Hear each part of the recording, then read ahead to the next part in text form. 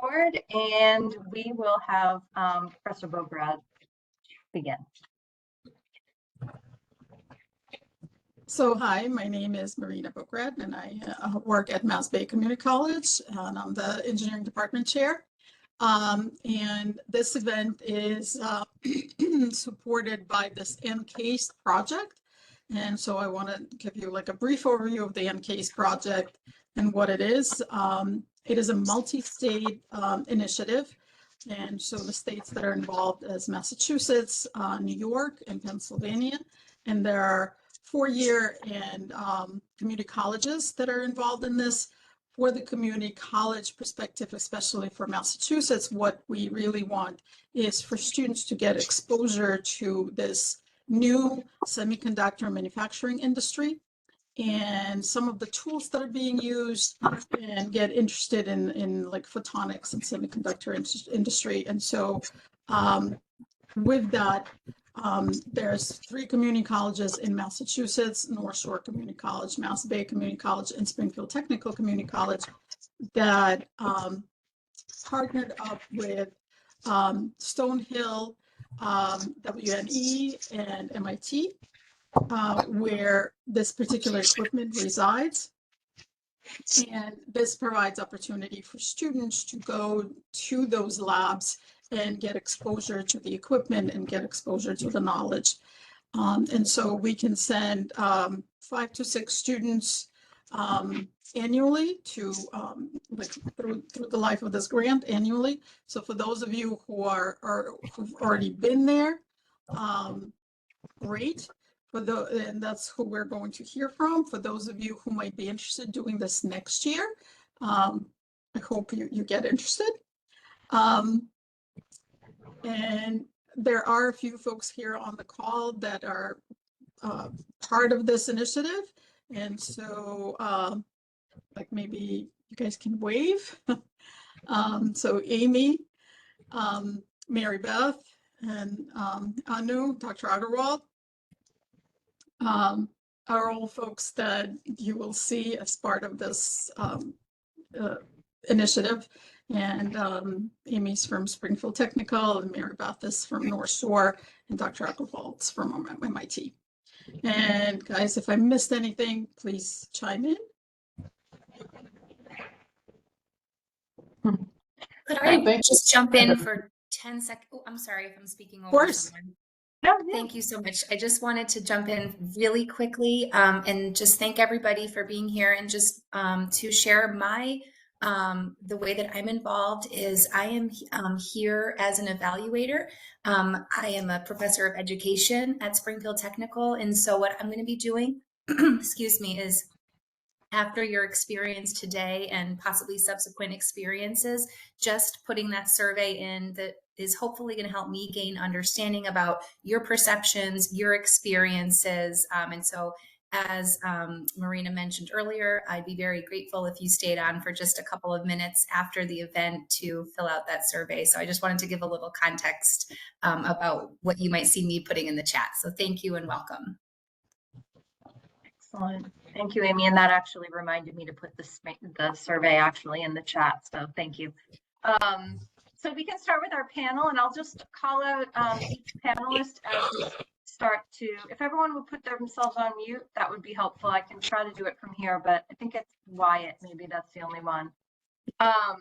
So I'm going to just call out students one at a time to kind of start. So Eli, I'm going to start with you, and I'm going to throw you a loop. I'm going to combine the first 2 questions. So if you'll just do a brief introduction, and then just share your path to community college, your first, kind of place that you landed, kind of what brought you there, and, briefly what your experiences were before entering college. All right. So generally, I'll try to keep it brief, but long story short, I was working somewhere completely different and working in a job that was very unrelated, but I realized that science was my passion and you only have one life. So I decided I wanted to go back to school, and I was really interested in science and engineering. So Mass Bay, I heard really good things about in terms of their engineering program. So I did EE at Mass Bay. And then through there, I saw an advertisement for Bridgewater's photonics program, took a tour, love it first sight, honestly. And it's an amazing program. And now I am currently pursuing my photonics degree at Bridgewater, and I'm also working at Lincoln Labs. I don't know if you wanted me to share that now, how that whole situation came through the NCAIST grant, or if you want me to wait later on. But that's a general overview. Great, thank you so much. And Search, same question. So tell us a little bit about what brought you to community college.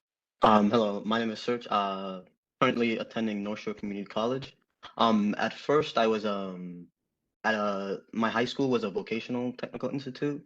So from there I chose my trade was IT, and from learning a bunch about computers and IT, I decided that I like making the computers, and so what job requires you to make a computer? So electrical engineering. And also whilst I was at tech, I did early college for North Shore, and so from there I was just like, they have an engineering transfer degree, so all fit into place. Great. And Matt Foreman? Hi, Matt. And I started with not having any idea what I wanted to do, and I was just doing general studies at Springfield Technical Community College, just trying to get some general credits done. And then through a faculty member, they told me about the optics and photonics program, introduced me to the head of the program, and then I just took one intro to optics class, and I didn't really think too much of it. But then he reached out to me, said, "Hey, do you want to join the program for the spring?"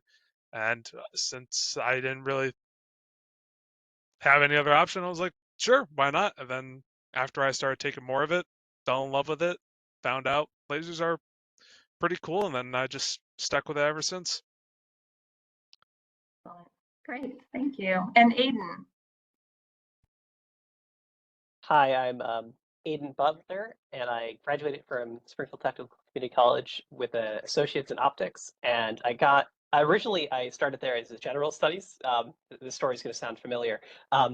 And I got an advertisement for the optics program there, and I moved from that program, from general studies to that program, and I ended up liking it a lot. And currently, right now, I'm taking electrical engineering at Western New England.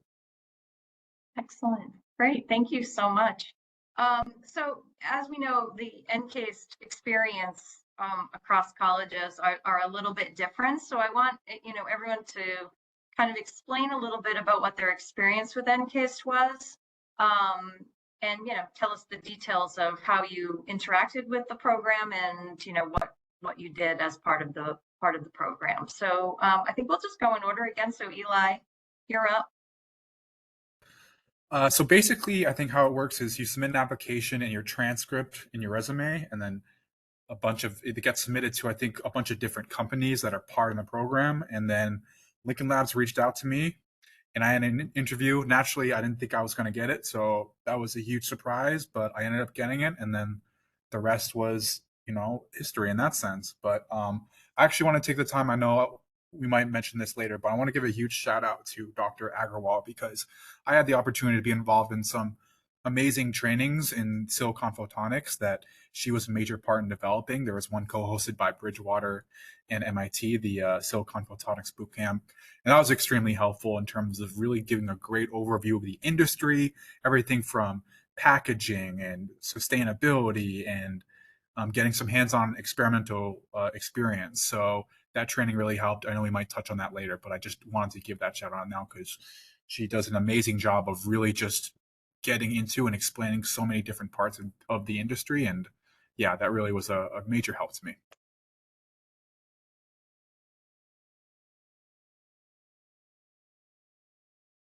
Brenda, I think you're muted.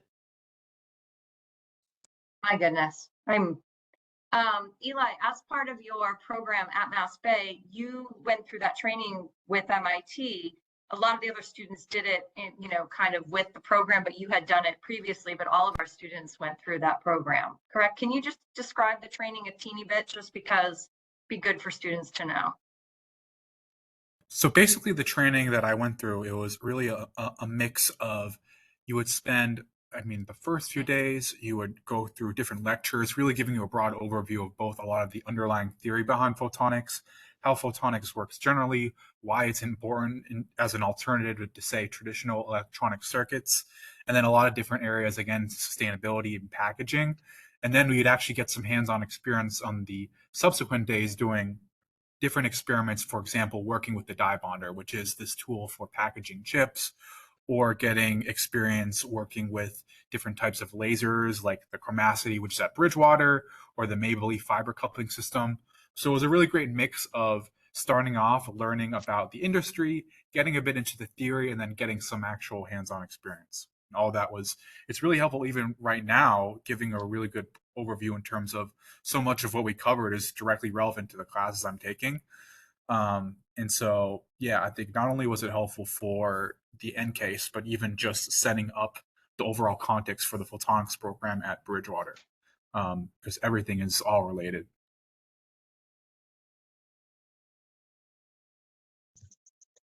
Can I interrupt for a second and point out that, Eli, it was really amazing that not only did you learn, but you also had an opportunity to mentor and teach at one of our boot camps. So thank you for that.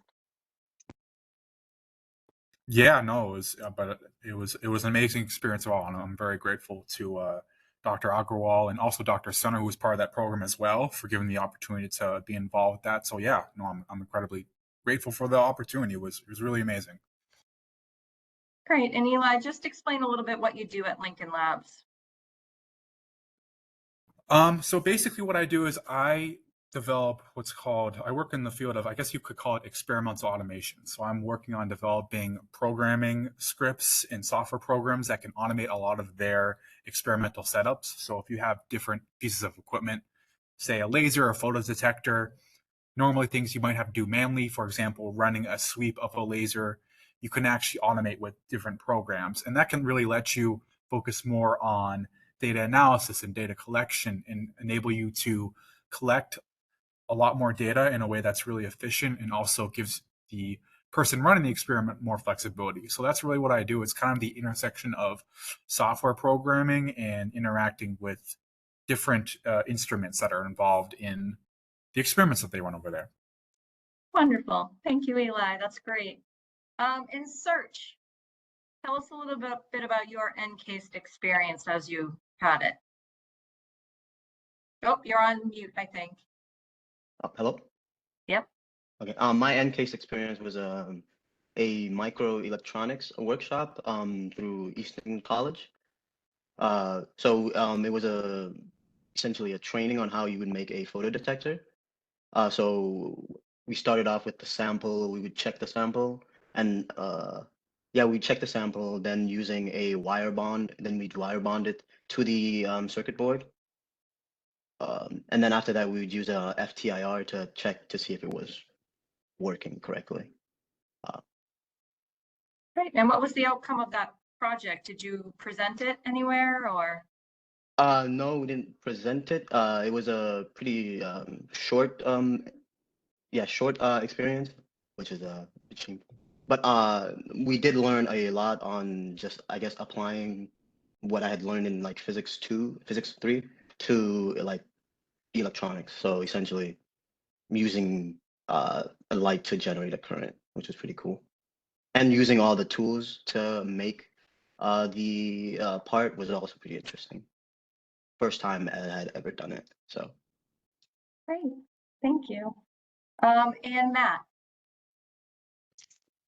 So my experience with NCAIST mainly involves my senior project where I'm working at Western New England's LEAP Lab, where they have a bunch of silicon photonic chips, and I'm working to try to couple fiber optic cables to get light into those chips to essentially see how that technology works in the industry.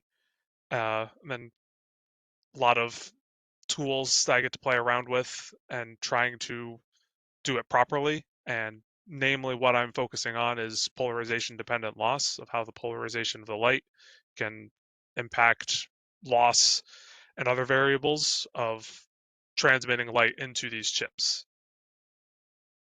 And trying to create a procedure on that can be used in other laboratories in the area to help teach students in a more hands-on way. Great, thank you.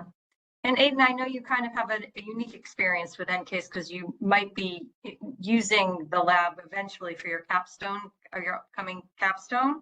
But if you can explain a little bit about your experience at Springfield with, just working, I think you were in the optics and photonics program there. If you can talk a little bit about that and, working in the lab. Yeah. While I was at STIC, in their optics program there, I got to go on like a workshop where I went to W&E's LEAP lab, and I have to check it out. And I talked to Dr. Adamczyk there, and that kind of convinced me to continue my education and pursue getting a bachelor's, getting to check out all the cool stuff over there. Great, excellent. And so I guess the next question would be what are you doing now? Like, what exactly are you doing now? What's your major? And I think you kind of hit on it, Aiden, a little bit, but, and your future goals and how NCAIST may have influenced your NCAIST experience may have influenced that. And we'll start with Eli. So yeah, my plan is to finish my bachelor's at Bridgewater. There's a great transfer agreement, so all my classes from Mass Bay transferred. I'm currently working at Lincoln Labs, and then the goal after is try to find a potential job in industry.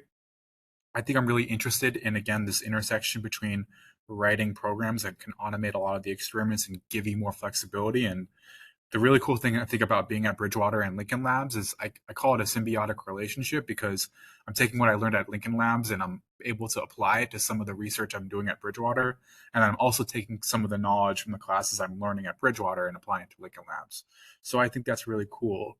In terms of NCAIST, I definitely think that so much of what we went over in the trainings is still really relevant, and to focus on a specific example. One thing that we did during the Silicon training is there were some really useful simulations, which basically you can use to see how light interacts with matter and how light can propagate through different materials. And so we're using the simulations in some of our classes. And again, it's just having that background was really helpful in terms of just setting us up to get a better understanding of a lot of the theory that we're getting into now at Bridgewater, whether it's integrated circuit design or whether it's advanced optics. So as I mentioned, yeah, I think NCAIST and those trainings really set me up well in terms of preparing me for a lot of the material that we're going over now. Great, thank you. And Serge, what are your future goals, and how did your experience at NCAIST influence them? Right now, my future goal is, I guess, to graduate and with the mass transfer agreement, go on to UMass Lowell, so that way I can get a bachelor's in electrical engineering. Currently, I'm working at North Shore with their upcoming robotics program, essentially helping the teachers set up and use the robot and creating helping them with their, I guess, lesson plans. And so, how NCAIST has helped me with it's with the skills that I've learned from my training, I'm able to get better internships. I have a lot through that workshop. I was able to add a lot of skills to my resume, which is pretty good. Great, excellent. And Matthew? For me, I am gonna keep working on my project of creating a procedure, but I have also been working in this industry currently at a company in Connecticut called Surtech. But as soon as I'm done with my associates, I plan to, or I would like to, start my career over at Coherent in Bloomfield and keep applying the skills I've learned from both STIC and utilizing the LEAP lab to hopefully forward my career. And by working on my project, I've gotten a much better idea of how the procedures that are created or that can be created for students is much like the procedures that get created for the industry, and trying to share the information on the more technical side with the general production, I suppose is a good way to put it. Right, and what do you do at Surtech? Currently, I use a laser welder and I weld medical devices, which are very tiny and something that only a laser can do.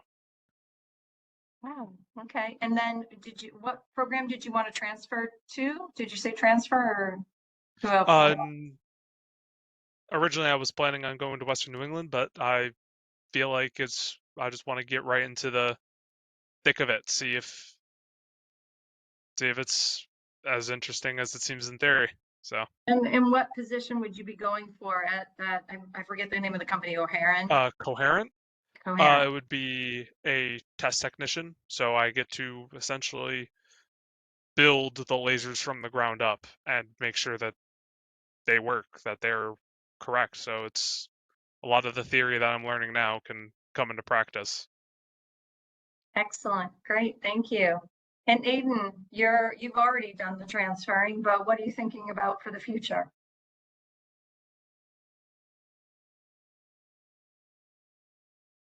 You're on mute, I think. Aiden, you're on mute. I don't have particularly concrete future plans at the moment. I'm other than completing my bachelor's at WNE and hopefully getting a job. Have you had any internship experiences? Not in electrical engineering, which is what I'm pursuing the bachelor in. Previously, I worked at Coherent in Bloomfield. They had a defense wing. From what I know, everyone got laid off from that though shortly after I joined, so that wasn't very long lived. What were you doing there for them? I was building fiber lasers. I was doing assembly and testing there. Great, thank you.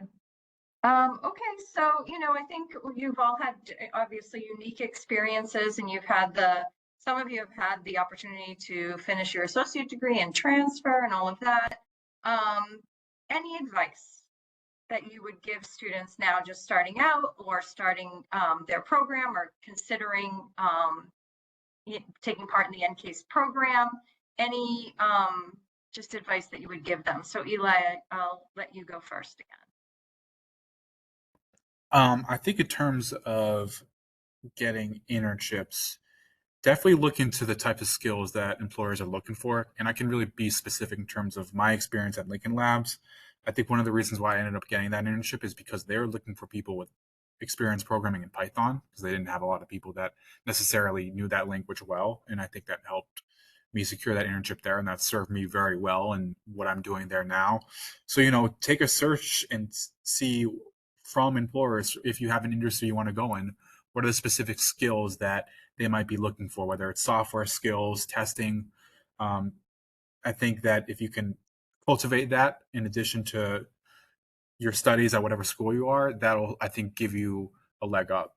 I think in general, though, in terms of the program, don't be afraid to ask questions. I think that employers, and at least in my experience, supervisors really like it when you're asking questions. You're not afraid to really want to make sure you understand exactly what the supervisor is asking for you, how your system works.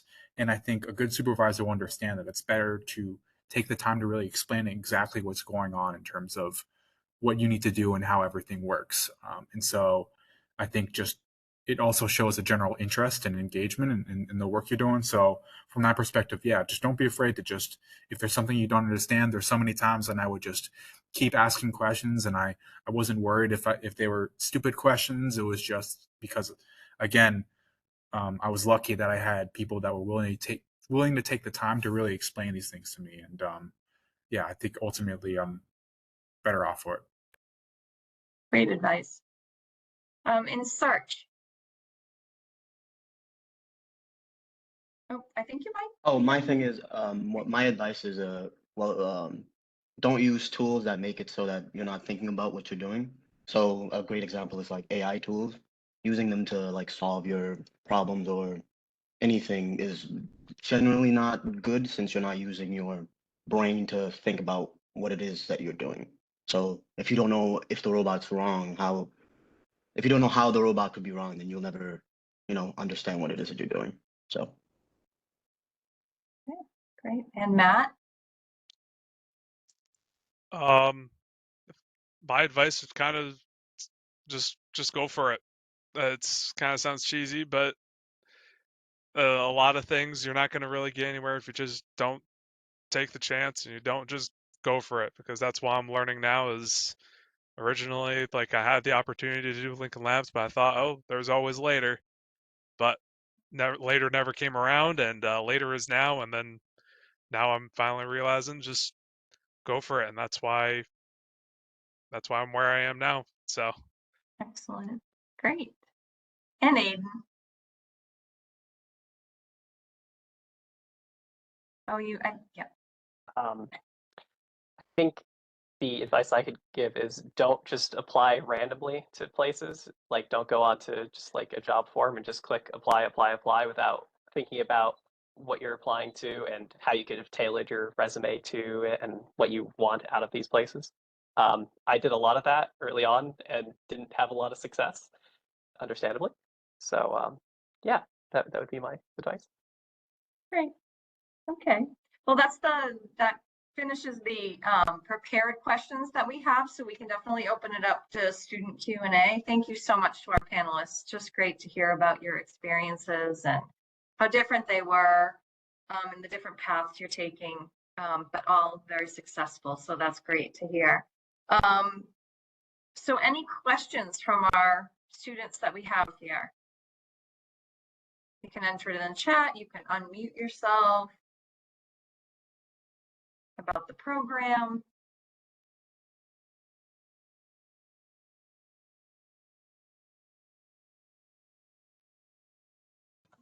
Okay, Wyatt, yeah, sure. Hey, I, just started going back to school, starting my studies, pursuing an engineering degree. And, being at the beginning of everything, I was wondering kind of like what, like, your guys' timelines look like, in terms of like starting your studies. I mean, everyone's different because people have credits from past experiences in schools and stuff like that. But just like roughly, kind of like, um, you know, where does this all fit into like, first year of study, second year of study, you know, and beyond? Right. Who wants to take that? Matt, you want to try to answer that? yeah, 'Cause I can yeah. go for it. I also probably shouldn't, because I probably have the like messiest example of how this went. So at least I can give you a worst case scenario. But from how I was still in the general studies program when I started optics. And I essentially took a full course worth of that for the spring semester or for my final spring semester to graduate with an associate's in general studies. So all of those credits were able to roll over into when I actually began the optics program. So I had a kind of just missing a class here and there. So I had a generally kind of lighter course load. So I had the opportunity to just kind of try other things because I was like, oh, I have the time to. But for most other people, that wasn't the case. But also in community college, it's quite flexible, so you can take as much time as you need as well. But if you are, a full-time student, 2 years, easily achievable. It's a regularly kind of exactly what you would expect, I guess. Is you can do it in 2 years. That's the time frame, but you can also take more time if you need to, just if life calls for more time. How many If years did it take you? Where are you now, Matt? How long have you been I graduate this spring. And how long have you been there? So I've been at Stick for 4 years. The first two were just because I had no idea what I was doing. Yeah. So that was the main reason why it's taken this long. But in the 2 years, as soon as I committed to optics, it's just flown by. Right. So So you know you're in the right place then. yes, I hope that answered your question. Yeah, for sure. All right. Anyone else want to give advice to Wyatt as to how long it might take? And then we have another question as well. Anyone? No? Yeah, I guess that for community college students, it's a lot of range, you know, for sure. And Ward, you have a question? Sure. Great. What's your question?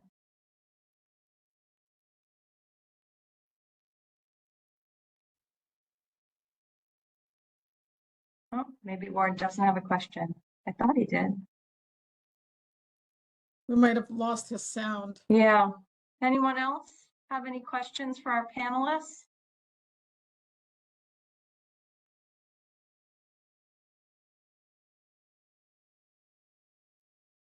You can enter it in the chat, Ward, if you want your question. His mic died.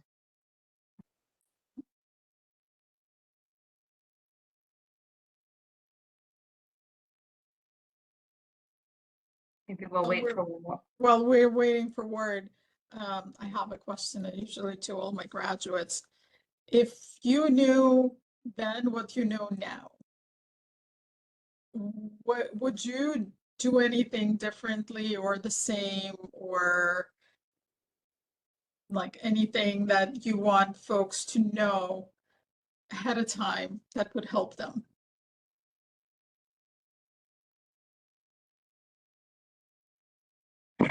Who wants to take that one? That's pretty much what Ward asked as well. So that's great. So maybe Eli, you start with Eli if you have, you know, something you would have done differently.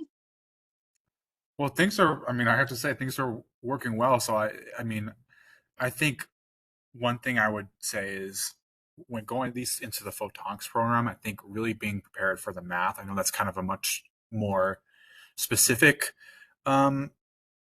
specific thing that I would make sure I'm doing, but I think it is very math intensive, and depending on what programs you go to, and MathSpace is great. You know, you do a very traditional curriculum of calculus and differential equations in the engineering program, but I think in general, just make sure you're staying top of your math skills if you're going into a heavier type of program, because photonics really is I would say it's more of a hybrid of engineering and physics. And so I think you're expected to really just have really good math skills, or if you're not there, you know, take the steps you need. And for me, I mean, Khan Academy is always a great resource. There's some really good lectures on YouTube, both in physics and math. And so those were, I mean, I wouldn't have been able to get through either MassBay or what I'm doing now if those resources weren't available. So I would just say, I think, especially as someone who doesn't have the greatest math skills, if you know that, you know, try to see if you can find those resources and making sure you're cultivating that. If you know you want to do, you know, electrical engineering, which is generally more math intensive as well, or photonics or optics. Great. Anyone else? Aiden, do you want to try to answer that, like something you would have done differently, maybe, in your experience? You're on mute, just so you know.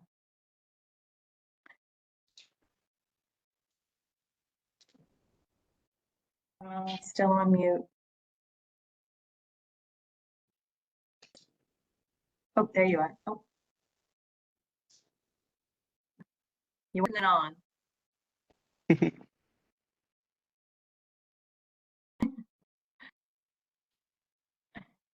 feel like it's just a delayed back to response. Delayed response from a computer. Let me see if I can unmute. Right. How about you, Search? Anything you do differently up till now? Mainly do more early college, since I had the opportunity to do it when I was I think in 10th or 11th grade, but I only did it when I was a senior, and so I was only able to do 3 classes. So if I had done it sooner, I'd essentially have gotten like a semester or two out of the way before fully enrolling into college. Great. Great. I have another question. What's the biggest takeaway from the program? Did the program expose you to something that you couldn't even imagine? So something that you just never even knew or thought of. Anyone want to take that voluntarily? For me, it was, I guess, just the whole concept of photonics. I hadn't thought of, I guess, using melding lasers with, I guess, doing just all of the things that you could do with photonics. So my experience at the internship was, I guess, an eye-opening experience for me in that way. Right. You don't grow up saying, oh, I want to get into photonics. Yes. Can't wait. Yeah. Unfortunately. Any of the technology that was new or different to you, Matt? Like, did you see anything different in your labs or the lab that you're working in now that you weren't I familiar mean, with? all of it was something you'd never seen before. So that was definitely, because when you think lasers, you think in Star Wars, like you don't think, oh, you can use this for something that doesn't blow it up, frankly. So it's just like seeing what lasers are capable of and how it can go, it's a spectrum to make a pun if you want. It's, you can either burn a hole through something or you can just take away this very smallest thing and just leave everything else untouched. It's something I never would have imagined these things would have been capable of.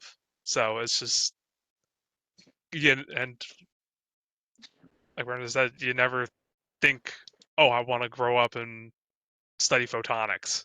So It's applicable in a lot of different ways. it's Right. just, the whole thing is something you really couldn't even imagine if you had never knew about it before. Great. Great. Can I add something real quick? Yes.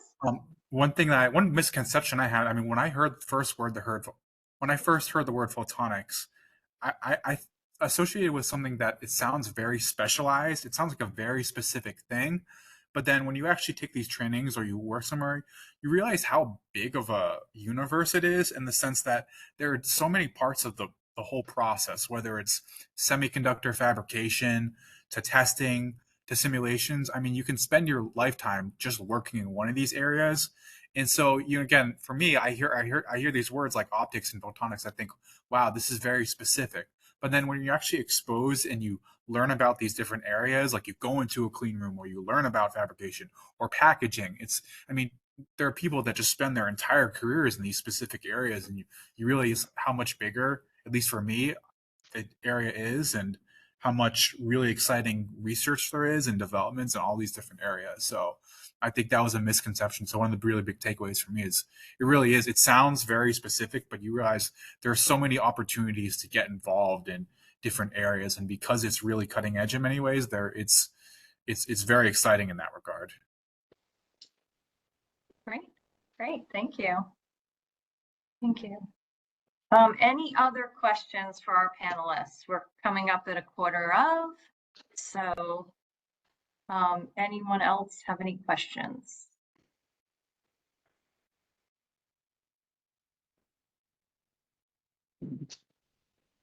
I think I'm going to try to put if I can, put the survey link back into the chat. I please ask everyone to go to the link and fill out the survey.